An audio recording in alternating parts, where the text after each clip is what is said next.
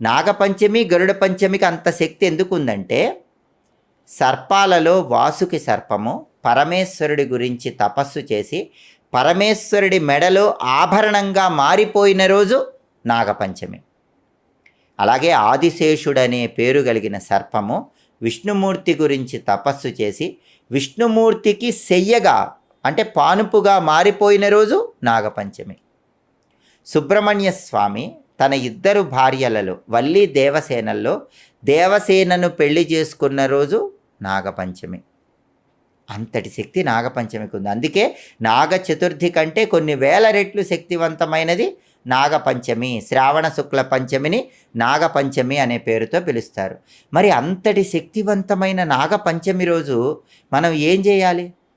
నాగ చతుర్థి రోజు చేసే నాగపూజల కంటే నాగపంచమి రోజు చేసే నాగపూజలు కొన్ని వేల రెట్లు విశేషమైన